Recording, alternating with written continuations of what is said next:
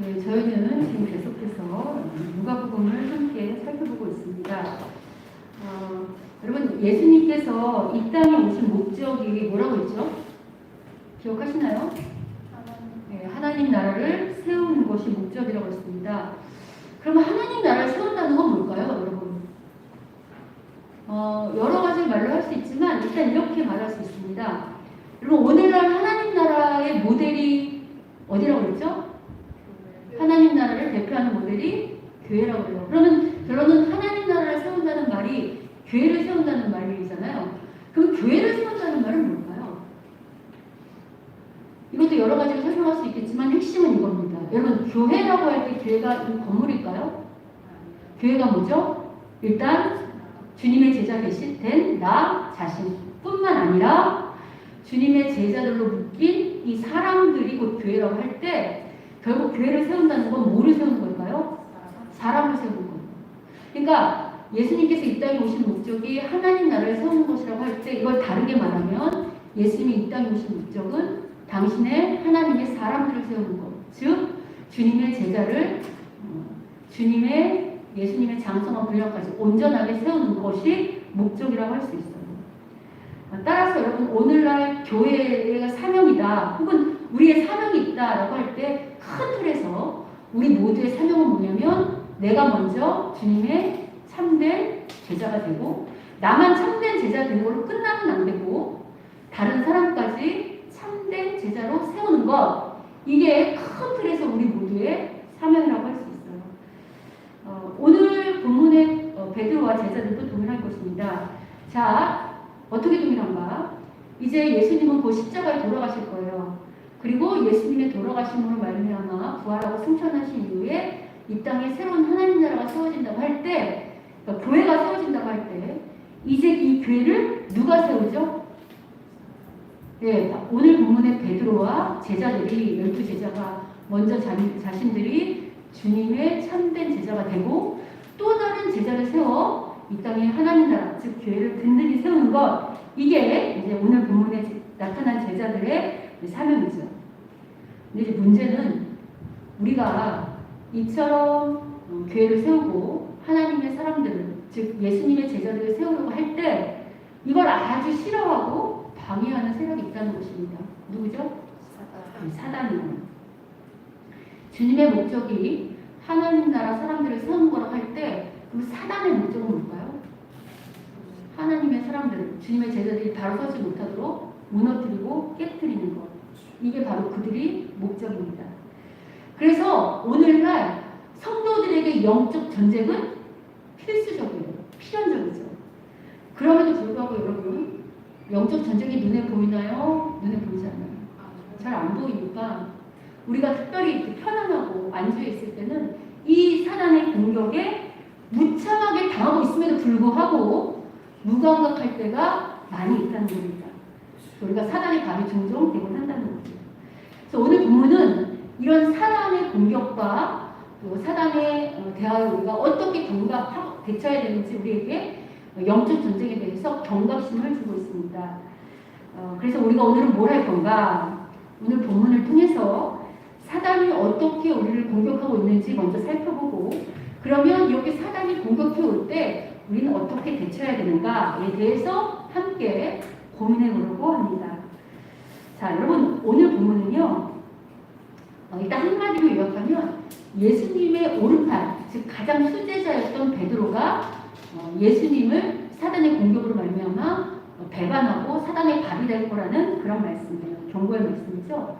근데 우리가 이미 누가복음 22장 21절 그 앞절에서 예수를 배반할 거라는 경고를 이미 한 번 하셨어요. 누구에게 하셨냐면 가룟 유다에게 한 번 하셨어요. 그런데 오늘 본문은 가룟 유다만이 아니라 우리가 생각할 때 가장 예수님의 친측근이고 누구보다 주님을 사랑하고 또 오늘을 치면 정말 오른팔 같은 베드로가 지금 이 사단의 유혹 앞에 있고 넘어질 것을 얘기하고 있죠. 베드로만이 아닙니다. 여러분, 오늘 본문 31절을 다 같이 한번 읽어보도록 하겠습니다. 자, 31절 읽겠습니다. 시작. 시몬아 보라, 사탄이 너희를 밀가루를 하려고 요구하였으나. 지금 보시면 베드로죠. 근데 베드로만 사단이 밀가부로 타는 게 아니고 누구도 그러고 있대요? 너희를. 그러니까 대표로 베드로만 말했지만 오늘 본문의 경고의 말씀은 베드로에게만 주어지는 게 아니고 누구도 예수님을 배반할 거라는 거예요. 나머지 제자들도 다 예수님을 배반하는 그런 사단의 공격을 받을 것이라고 말씀하고 있습니다. 여러분 여기서 우리가 잠깐 생각해 볼 게 어떤 측면이 있냐면 오늘 본문의 베드로뿐만 아니라 이 사단의 공격을 받을 거라는 이 모든 제자들은 이제까지 3년 이상 예수님과 늘 함께하며 예수님에게 배웠던 사람들이에요. 전에 듣지 못했던 신비한 하나님 나라 말씀을 들었고 이 땅에 새롭게 도래할 하나님 나라가 어떤 건지 그리고 이 새로운 하나님 나라 백성 즉 예수님의 제자들의 참된 도리가 뭔지 다시 말해서 제자도가 뭔지 배웠던 사람들이에요. 그죠? 뿐만 아니고 그러니까 많은 가르침을 받았을 뿐만 아니고 예수님이 이 땅에서 많은 기적을 베푸셨잖아요. 또 사단도 물리쳤죠. 그럼 모든 기적과 이적의 현장에 누가 함께 있었죠? 예수님의 제자들이 함께 있었어요. 아울러서 3년을 따라다니면서 제자들이 따로 돈 벌러 다녔나요? 아니죠. 누구의 돌봄과 책임을 경험했죠? 예수님께 전적으로 헌신할 때 예수님이 어떻게 자신들을 책임지시고 인도하시는지 어떻게 돌보시는지도 다 경험했던 자들이에요. 이러면 이제 어떤 일이 발생하냐면 예수님하고 늘 함께 다니면서 예수님과 늘 다 봤잖아요. 그럼 이제 어떻게 되냐면 이럴 수 있죠. 나름대로 자신들이 많은 걸 경험했으니까 많은 가르침도 듣고 얼마나 많이 들었겠어요. 그러니까 일반 사람들보다 자신들의 믿음이 그래도 나름대로 어떨까요? 괜찮다고 여겼을 겁니다. 실제로 여러분 오늘 본문 33절을 보면 그 제자들이 자신들의 믿음을 과시하는 게 여기 드러나요. 우리 33절을 다 같이 한번 읽어보도록 하겠습니다. 자, 33절 읽겠습니다. 시작. 그가 말하되 주여 내가 주와 함께 오게도 죽는 데에도 가기를 각오하였나이다. 지금 예수님께서 베드로한테 네가 나를 아마 배반할 거야. 그러니까 너 조심해라 라고 경고하시니까 지금 베드로가 뭐라고 그래요? 아니에요 주님. 저는 주님에 대한 충성심이 끝내줍니다. 주님이 죽으라고 하면 목숨까지도 바치셨어요. 제가 주님을 향한 믿음이 얼마나 대단한지 아십니까? 저는 정말 주님을 끝까지 배신하지 않고 믿겠습니다 라고 고백하는 거 보이십니까? 근데 이런 자신만만한 믿음의 고백이 오늘 본문에는 베드로만 하고 있는 것처럼 나와 있잖아요. 그런데 베드로만 이렇게 고백하는 것이 아닙니다. 마태복음 26장 35절을 함께 보겠습니다. 자, 마태복음 26장 35절을 우리 다 같이 한번 읽어보도록 하겠습니다. 자, 읽겠습니다. 시작. 베드로가 이르되 내가 주와 함께 죽을지언정 주를 부인하지 않겠나이다 하고 모든 제자도 그와 같이 말하니라. 누가복음에서는 마치 베드로만 자신의 믿음을 과시하며 호언 충성을 장담하며 호언 장담하는 것처럼 나와 있지만 마태복음을 보면 베드로만 주님 앞에 믿음의 충성 고백을 한 게 아니고 누구도 똑같이 충성 고백을 했대요. 모든 제자들도 주님 저희 믿음은 그렇게 약하지 않습니다. 저희들은 끝까지 주님을 믿을 것을 맹세합니다 라고 고백했다고 말하고 있습니다. 여러분 이렇게 지금 베드로하고 제자들이 이런 고백하는 거 이거 각오 이런 각오 진심일까요 아닐까요? 진심이에요. 이들의 고백 자체는 진심이에요. 실제로 여러분 오늘 우리가 예배자리에 왜 나와 있죠? 그 예배드려 나온 것 같지만 우리가 누구를 사랑해요? 그렇지 우리 마음에 진짜 주님을 사랑하잖아요. 맞죠? 그거 진심이죠. 또 우리가 지금 목숨을 다해 정말 자로나 우러나 치지 않고 어떤 어려움이 온다 할지라도 주님을 떠나지 않고 주님께 충성을 맹세하고 싶은 거 정말 주님께 끝까지 충성하고 싶은 마음이 있어요 없어요? 그거 다 우리의 진심이에요. 근데 문제는 뭐죠? 우리가 이런 우리의 마음 이런 충성 어린 고백을 실제로 행할 믿음의 실력이 충분하지 않다는 데 있습니다. 그럼에도 불구하고 여러분 마치 오늘 본문의 베드로와 제자들처럼 우리가 어떻게 착각하고 사냐면요. 이 제자들이 예수님과 오랫동안 함께하고 예수님의 사역 현장에 있어서 자신들의 그 어떤 또 진심도 있으니까 나름대로 믿음의 실력이 있다고 생각했던 것처럼 우리 역시 나름대로 믿음의 실력이 있다고 생각한다는 거예요. 근데 여러분, 우리가 진짜 우리의 실력은 언제 드러나죠? 언제 드러나는지 아십니까? 우리 믿음의 실력은요, 평소에는 드러나지 않아요. 우리 믿음의 실력은 언제 드러나는가? 어떤 문제가 닥쳤을 때. 혹은 실제로 사단이 밀가부르듯 우리를 흔들어 볼 때 드러난다는 거예요. 그때 우리가 어떻게 행동하고 선택하고 생각하는지, 어떻게 생각하고 선택하고 행동하는지가 바로 우리 믿음의 실력이고 수준이라는 거죠. 근데 문제는 이런 믿음의 실력은 아무 때나 아무렇게나 막 자라나지 않아요. 우리 믿음의 실력이 어떤지 우리가 평소에는 몰라요. 앞서 언급한 것처럼 여러분, 우리가 지금 제자들이 예수님과 함께 다니면서 예수님의 실력이 마치 자기의 실력으로 착각한 것처럼 우리가 왜 어려운 수학 문제 같은 거 예를 들어서 풀 때 선생님이 막 열심히 설명해 주잖아요. 특별히 예수님처럼 좋은 스승을 만나면 어떻게 설명해 주냐면 이해할 때까지 끝까지 설명해 주죠. 그러면 그 자리에서 그 선생님이 설명을 드릴 때는 어떻죠? 내가 다 풀 수 있는 것 같잖아요. 근데 여러분, 그게 자기 실력인가요? 자기 실력은 언제 드러나나요? 실제 혼자서 그 문제를 풀어볼 때, 뭐 시험을 볼 때라든지 혼자 그 문제를 풀 때가 자기 실력이에요.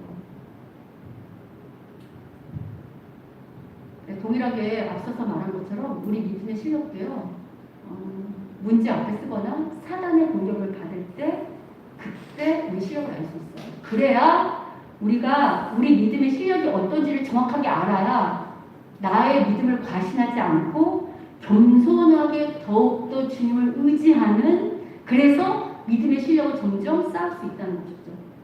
그래서 여러분, 이렇게 질문할 수 있잖아요. 사단이 왜 공격하는데 그냥 주님은 가만히 계신가? 라고 할 때 바로 이 부분 때문입니다. 특별히 여러분, 오늘 보면 31절을 보시면 시몬아 시몬아 보라, 사탄이 너희를 밀가부르타려고 어떻게 했대요?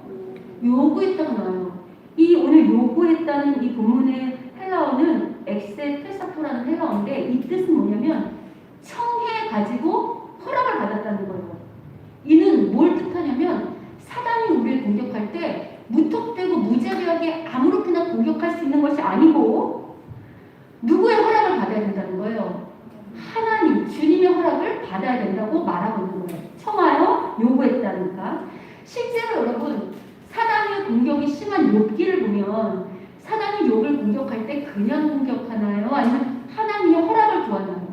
네, 하나님의 허락을 구한 후 공격합니다. 그럼 목사님, 하나님은 우리를 사단이 공격하도록 늘 내버려 두시나요? 라고 질문할 수 있죠. 이게 이런 거예요. 원리가 어떻게 되는가? 우리 믿음이 자라난다고 했잖아요.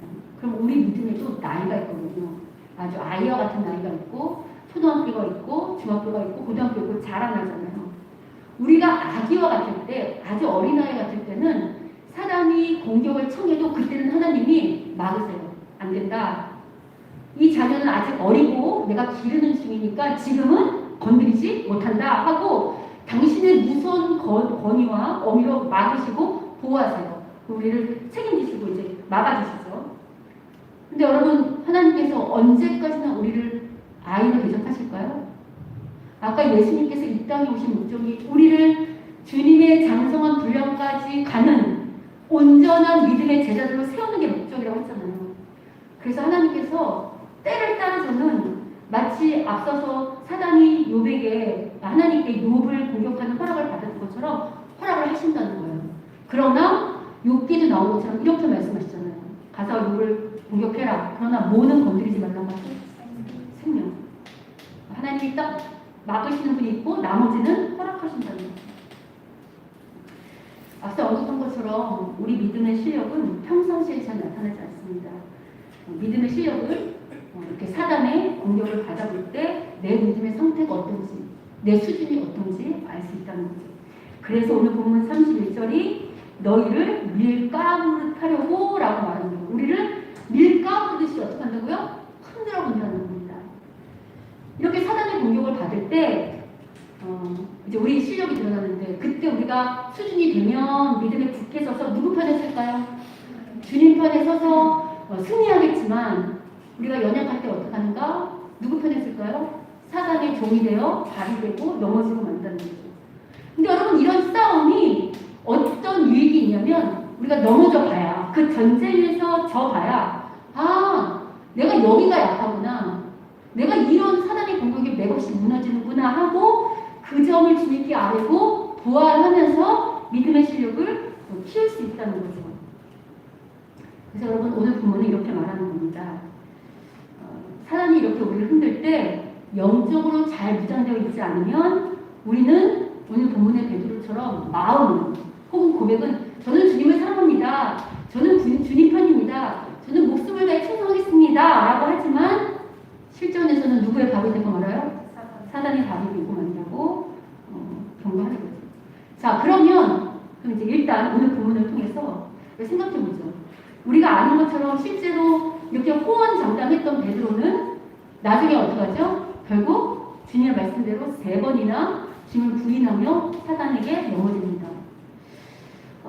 그러면 이제 우리에게 생각해볼 수 있어요. 오늘 본문만 가지고 베드로는 왜 넘어졌을까요? 분명히 자기 고백은 맞지만 일단 왜 넘어졌을까요? 일단 오늘 본문에 나온 베드로 모습을 보면 이런 거죠. 베드로는 바로 자기 감정을 의지했기 때문입니다.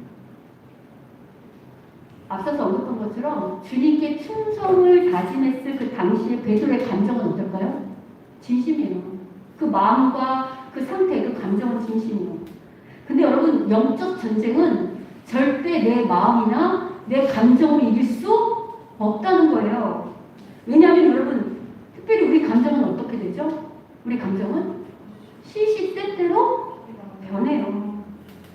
환경에 따라서 혹은 여러 가지에 따라서 수시로 변하죠. 아니 우리도 그렇잖아요. 어느 날은 내가 주님께 충성한다고 했지만 조금만 어려움과 문제가 와도 어떡하죠? 벌벌 떨고 뒤로 넘어가잖아요. 실제로 베드로가 가장 넘어졌던 이유는 바로 뭐냐면 두려움 때문이에요. 우리가 잠깐 좀 보면 감정에서 하면 두려움 때문에 두려움. 근데 여러분 이 감정에 관해서 우리가 살펴볼 때 오늘 이제 우리가 앞서서 사단이 우리를 어떻게 공격하냐를 살펴본다고 했잖아요. 물론 사단이 여러 가지로 우리를 공격한다고 할 때 오늘은 뭐만 좀 중점적으로 살펴보려고 하냐면 감정을 통해서 어떻게 역사하는지 어떤 감정을 통해서 우리를 공격하는지 좀 구체로 살펴보려고 하거든요. 일단 베드로가 가장 먼저 베드로에게 감정이 있던 것은 두려움인데 이 부분은 오늘 안 얘기할 거예요. 왜냐하면 이거는 우리가 몇 주 뒤에 베드로가 실제로 넘어지는 장면이 있거든요. 그래서 그때 살펴볼 거고 오늘은 이제 그 밖의 얘기를 좀 살펴보려고 합니다. 앞서서 제가 감정을 의지하면 안 된다고 해서 그래서 잠언 28장 26절이 우리에게 뭐라고 말하냐면 이렇게 말하고 있습니다. 자, 읽어보겠습니다. 읽겠습니다. 시작. 자기의 마음을 믿는 자는 어리석은 자. 네. 그러니까 나를 의지하고 내 마음을 의지하는 자는 반드시 넘어지게 돼 있다는 거예요. 특별히 여기서 우리가 짚고 넘어갈 게 있는데 여러분 사단을 한마디로 말하면 어떤 영인 줄 아십니까? 사단은 어떤 영일까요? 분열의 영이에요. 분열의 영. 깨는 영입니다. 깨는 영. 잘 보시면 사단의 역사는 늘 어떻게 하냐면 하나님과 누구의 관계를 깨죠? 최초의 선악과 사건을 해보면 하나님과 사람의 관계를 깨고 또 사람과 사람 관계를 깨죠. 또 최초에 보면 하나님이 하나님인데 그 질서가 있잖아요. 그 질서를 깨죠. 교회도 마찬가지잖아요. 교회가 언제 깨지냐면 하나님과 관계가 깨지면 깨지거나 목사와 성도와의 관계가 깨져도 깨지죠. 그러니까 이처럼 사단은 한마디로 말하면 분열의 영이고 깨는 영이고 무너뜨리는 영이라는 거예요. 그래서 이렇게 사단이 우리를 공략할 때 바로 사용하는 관계를 깨는 분열의 영으로 우리를 흔들 때 사용하는 도구 중 하나가 뭐냐면 바로 감정인데 이 감정을 이제 출렁이고 한다고 할 때 이 구체적인 이 예를 잘 들어 설명하는 책이 있더라고요. 어떤 책이냐면 믿음의 사람을 무너뜨리는 사단의 10가지 전략이라는 책이 있어요. 근데 이 책에는 아까 두려움이라는 얘기 안 나왔어요. 그래서 제가 그거는 빼서 다음에 얘기하고 일단 오늘은 사단이 이 책을 통해서 뭐 여러 가지 감정이 있겠지만 잘 요약되어 있으니까 그 핵심적인 10가지 감정이 뭔지 우리 한번 살펴보도록 하겠습니다. 일단 첫 번째는 우리의 어떤 감정을 건드리냐면 뭐를 건드린다고요? 교만. 우리 여러분 최초의 선악과 사건을 생각하면 사단이 하와를 유혹할 때 그 선악과를 따먹을 때 뭐라고 유혹하냐면 이걸 먹으면 너희가 누구처럼 된다고요? 하나님처럼 된다고 유혹했어요. 앞서서 언급한 것처럼 사단은 파괴하는 거죠. 깨는 거. 그리고 분명히 하나님은 창조주고 우리는 그를 경배해야 되는 피조물이에요. 그러니까 질서가 있는데 지금 똑같이 굴어라 라고 질서를 깨죠. 그리고 하나님과 관계를 깨죠. 교만을 만들죠. 그럼 가정도 부모와 자녀 간의 권위와 질서가 있는데 자녀가 그걸 침범하면, 교만하게 침범하면 어떻게 되죠? 그 관계가 깨지는 거랑 동일하죠. 자, 그래서 오늘 많은 사단이 우리를 넘어뜨릴 때 어떡하냐면 이 교만한 이 감정을 통해서 하나님과의 관계를 깨고 또 서로 간의 사람 간의 관계를 깨뜨립니다. 두 번째가 있어요. 두 번째는 뭐냐면 바로 뭐죠? 절망이에요. 사단이 우리를 잘 건드리는 게 뭐냐면 낙심케 하고 절망케 하죠. 그래서 여러분 피에르 피고라는 철학자는 뭐라고 했냐면 절망은 죽음에 이르는 병이라고 말했어요. 여러분 실패가 계속될 때 사람들은 어떻게 하죠? 낙심하죠. 낙심하면 이게 왜 중요하냐면 이제 절망에 빠지잖아요. 그러면 이렇게 낙심하고 절망하게 되면 어떤 일이 초래하냐면 하던 일을 어떻게 할까요? 포기하게 됩니다. 그리고 우리도 이제 주님의 사명이라는 게 있잖아요. 각각의. 마찬가지로 교회도 목사가 계속 절망하고 낙심하다 보면 자기의 사명을 어떻게 될까요? 포기하게 되잖아요. 그러니까 이런 것처럼 사단이 우리에게 계속 절망감을 줘서 우리의 사명을 감당하지 못하도록 만든다는 거죠. 앞서서 나는 교만에 잘 안 넘어가, 나는 별로 교만하지 않아 이런 분들이 있을 수 있는데 이렇게 교만에 넘어가지 않는 사람들에게 사단이 쓰는 게 절망인데 이건 누구에게 많이 넘어가냐면 자존감이 낮은 사람. 나는 할 수 없어. 이런 사람들에게 많이 적용한다는 거죠. 세 번째가 있습니다. 세 번째는 바로 비교의식이에요. 사단은 지금 C.S. 루이스가 말한 것처럼 현대 마귀는 비교의식을 통해서 우리를 계속 유혹하거든요. 왜냐하면 이 비교의식은 우리를 나를 기준으로 다른 사람하고 이렇게 비교해서 나를 교만하게 만들기도 하고 절망시키기도 해요. 왜냐하면 내가 기준이니까 내가 저 사람을 봤을 때 내가 좀 난 것 같으면 어떤 생각이 들죠? 교만해지고 반대로 내가 저보다 못하면 절망하게 만들잖아요. 뿐만 아니라 중요한 게 있어요. 이 비교의식은 오늘날 우리를 점점 더 하나님과 멀어지고 물질 세계로 몰아붙이는, 돈으로 몰아붙이는 역할을 해요. 왜냐하면 여러분 오늘날 광고를 잘 보시면 옛날보다 광고가 정말 많잖아요. 옛날에 우리 냉장고는 한쪽만 있어도 살았는데 지금은 집집마다 어떤 냉장고가 있죠? 두 쪽에는 대형 냉장고. 여러분 잘 생각해 보시면 꼭 그 두 쪽 있는 냉장고가 필요할까요? 아니 필요할 수도 있지만 사단이 우리에게 끊임없이 더 큰 거, 더 높은 거, 더 많은 물질을 쓰는 세계 우리를 유혹한다는 거예요. 그래서 어떻게 하냐면 우리를 자꾸 일하게 만들지. 돈이 없으면 죽어. 더 많은 일을 해야 돼. 더 많은 돈이 필요해 해서 자꾸 우리를 일터로 내몰면 누구와 앞에 예배하는 일이 없어질까요?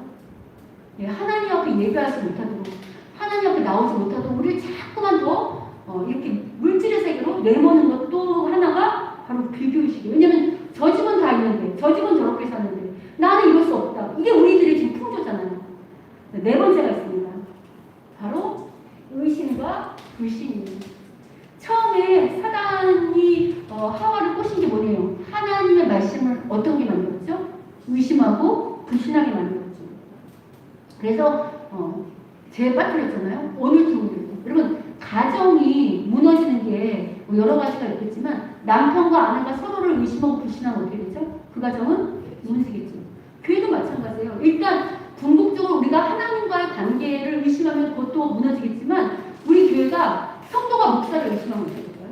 불신하면 또 목사가 성도를 의심하고 성도끼리 의심하고 불신하는 이 골이 깊어지면 그 교회는 어떻게 될까요? 결론은 깨지고 맙니다. 또 있어요. 다섯 번째. 바로 거짓말입니다. 이게 아주 악한 사단의 전략이라는 건 10계명에도 드러나요. 이게 몇 계명이죠, 여러분? 바로 거짓말하지 마라 라는 10계명이 있죠. 몇 계명이죠? 9계명.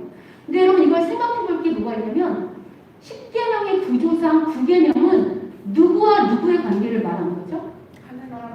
그렇지. 우리 10계명 공부한 적 있죠? 1계명부터 4계명은 하나님과 사람 관계를 얘기한다고 하고 5계명부터 10계명은 사람과 사람 관계다라고 할 때 9계명은 사람과 사람 관계에 속한다고 할 때 여러분 거짓말이 어떤 걸 초래하냐면 여러분 자꾸 거짓말하면 서로 간의 신뢰가 어떻게 되죠?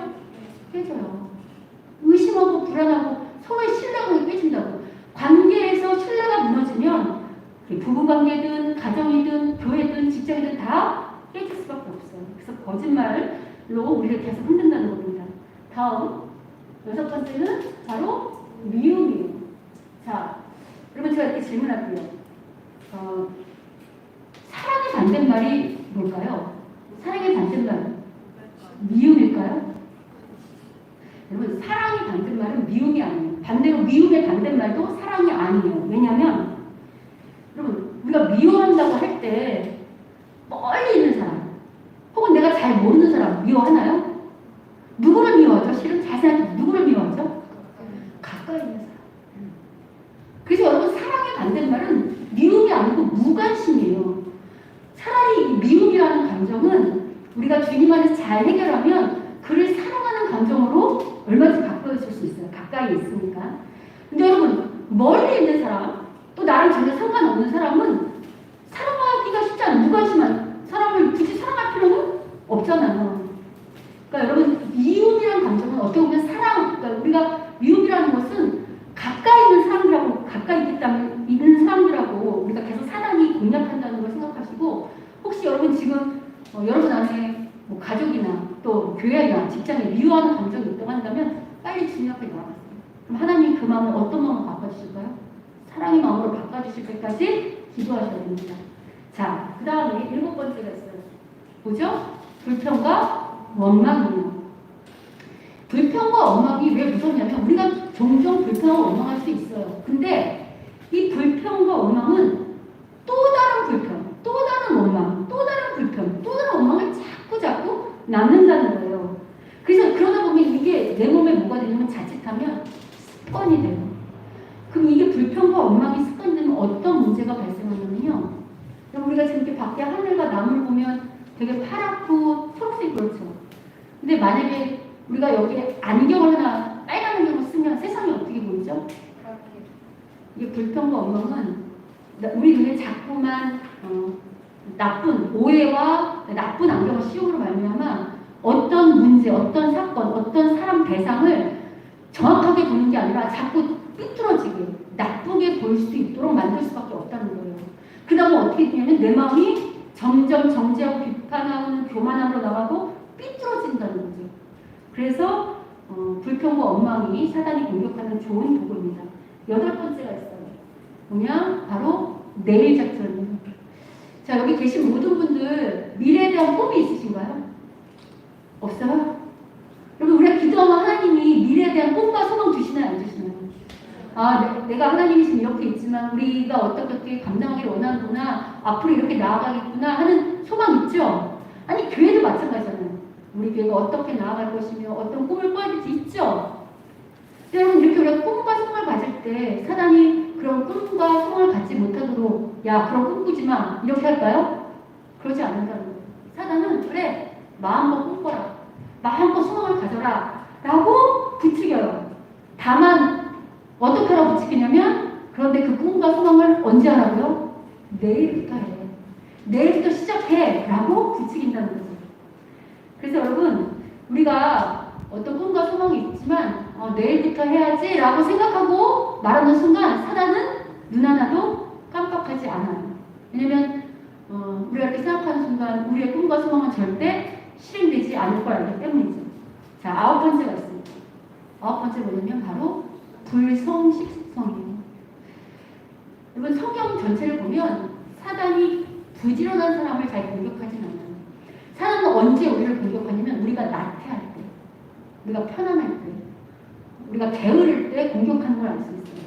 실제로 하나님 마음이 합한 왕이라고 칭찬받던 다윗도 넘어졌잖아요. 사단 앞에 무릎을 꿇었는데 가장 뭐 여러 가지 사건이 있지만 가장 크게 넘어진 사건 하면 어떤 사건을 꼽을 수 있냐면 밧세바 사건을 꼽을 수 있을 거예요. 근데 그 밧세바 사건이 언제 일어났냐면 다윗의 부하들이 전장에서 그때 막 치열하게 전장이 있던 때잖아요. 그러면 비록 왕은 직접 나가서 진두지휘하지 않는다 할지라도 적어도 궁에서 그 전쟁에 민감하게 어떻게 지휘할지 보고하고 또 지시하고 있어야 되는데 그때 다윗 뭐하고 있었죠? 옥상에서 한가로이 거닐다가 불성실한 태도가 있다가 넘어졌잖아요. 여러분 이 불성실함이 우리에게 사단의 밥이 될 수 있는 감정이라고 봅니다. 자 마지막에 있는 바로 외식이에요. 여러분 사단이 아주 싫어하는 게 제가 앞서서도 기도했지만 하나님이 우리를 구원하신 목적 중에 하나가 뭐냐면 바로 하나님을 예배하는 사람들 만들기 위함인데 사단이 우리 보고 제일 싫어하는 게 뭐냐면 하나님을 예배하는 거, 또 기도하는 거, 또 성경 말씀 읽는 거, 또 혹은 열심히 헌신하고 봉사하는 거 사단이 싫어하겠죠. 맞죠? 우리도 왜 처음에 예배자리 나올 때 매일 공격 있잖아요. 또 우리가 기도하려고 할 때마다 또 사명 감당하려고 할 때마다 사단이 공격하는 걸 사실이잖아요. 근데 문제는 우리가 그걸 이기고 나온다고 사단이 포기하지 않는다는 거예요. 만약에 우리가 그걸 이기고 또 예배하고 기도하고 봉사하고 헌신하려고 할 때 그 다음에 쓰는 사단의 전략이 뭐냐면 외식이에요. 어떻게 외식하는가? 우리가 예배자리에 나올 때 원래는 누구 앞에 신실하게 나와야 되죠? 근데 때로는 형식적으로 누구 눈에 좋으라고 체면 때문에 내가 이렇게 하면 사람들한테 손가락질 받으면 안 되지. 내가 그래도 목사인데 내가 이렇게 기도하지 않는다고 하면 성도들한테 손가락질 받으면 안 되지. 이렇게 하면 안 되지 하는 외식으로 우리를 몰아넣기 쉽다는 거예요.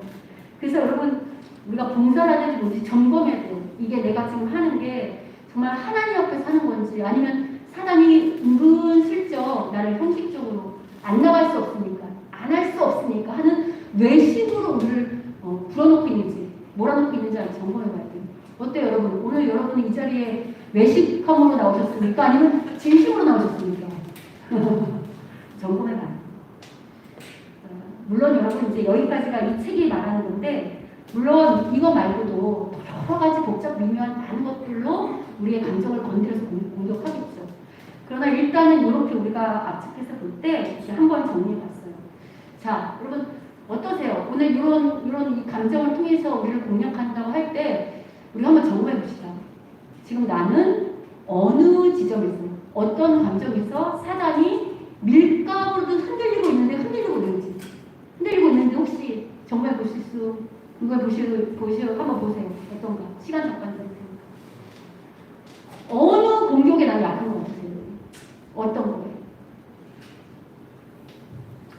여러분 여기서 문제가 있어요. 우리가 이거 다 알잖아요. 여러분 이런 이야기 사단이 여러 가지 전략 또 이런 여러 가지 감정으로 우리를 공격한다는 이야기 오늘 처음 듣는 거 아니죠?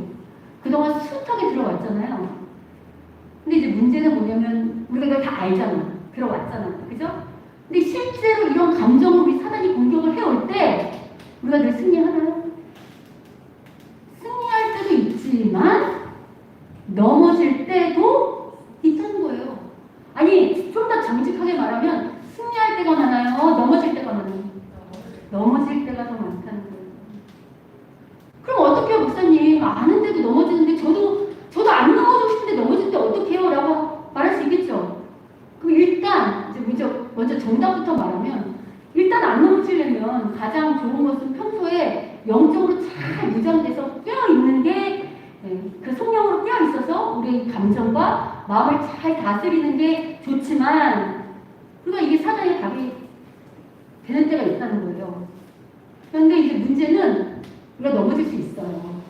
근데 이 넘어지는 계속 두면 정말 파국을 치닫고 우리가 사람의 종이 될 수밖에 없어요. 그래서 우리의 연약함을 아시는 주님이 우리에게 뭐라고 말하는가? 오늘 보면 32절처럼 말씀하시는 거예요. 우리 32절을 같이 한번 읽어보도록 하겠습니다. 32절 읽겠습니다. 시작. 그러나 내가 너를 위하여 내 믿음이 떨어지지 않기를 기도하여 여기까지. 참 감사한 게 뭐냐면 주님이 우리를 너무 잘 아세요. 우리가 다 이런 걸 알지만 우리의 연약함 때문에 사단의 공격 앞에 밀가루로 흔들리는 이 공격 앞에 넘어지고 무릎 꿇을 때가 있다는 거예요.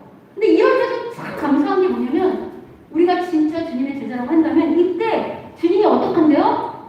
우리가 넘어지는 그 순간 피 흘려서 사단의 앞에 무릎 꿇고 바비는 그 순간에도 비록 우린 졌지만 누가 우리를 위해서 기도하고 계시대요. 주님께서 우리를 위하여 기도하고 믿음이 떨어지지 않기를 계속해서 중보기도하고 계시다는 거예요. 여러분 이게 우리한테 얼마나 큰 힘이 됩니까? 이게 할렐루야예요.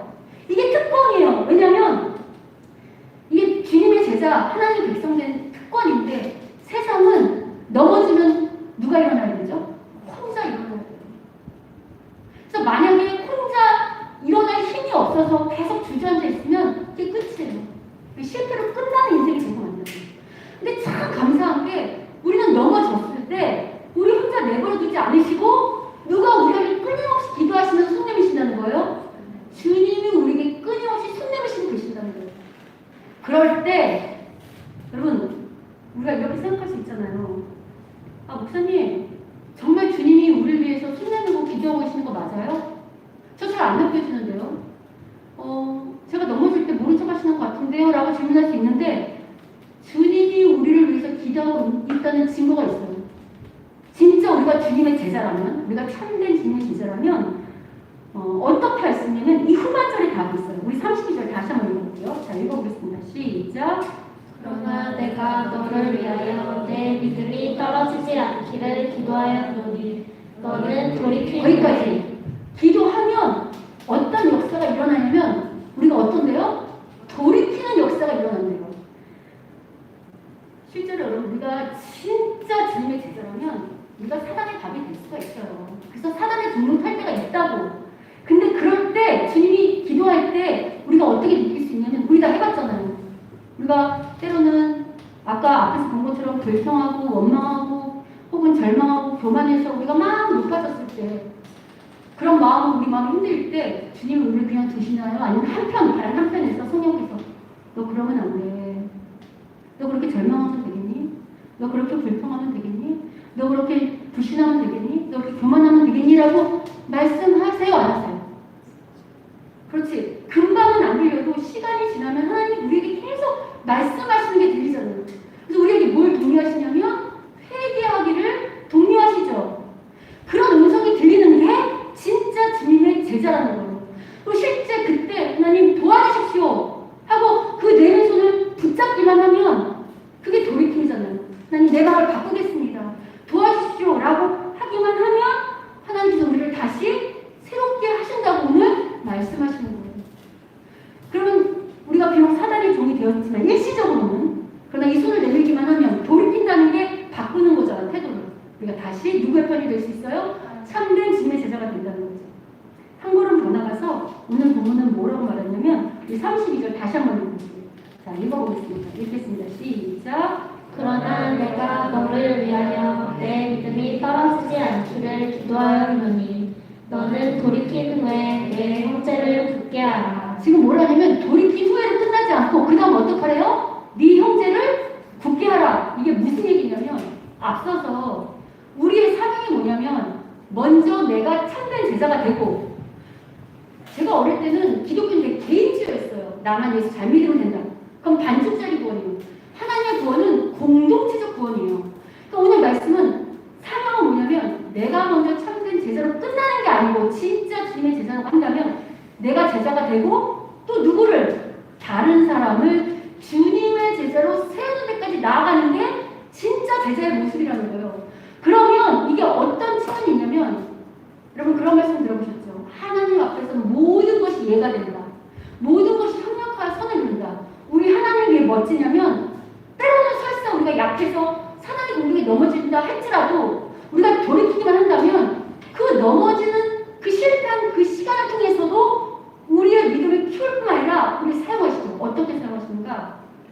여러분 과부 신정은 누가 할까요? 과부가 알아요. 호랑이 신정은. 호랑이가 알아요.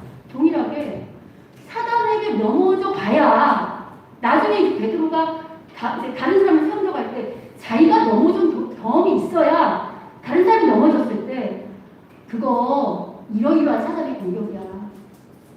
그리고 넘어진 경험이 없으면 비판하고 정죄하겠지만 나도 넘어진 경험이 있기 때문에 경계하기에 앞서 어떻게 할까요? 나도 넘어져 봤어. 이겨보자. 주님이 함께 하실 거야. 이겨보자 하고 사랑으로 그를 세울 수 있는 참된 제자가 될 수 있다는 거죠.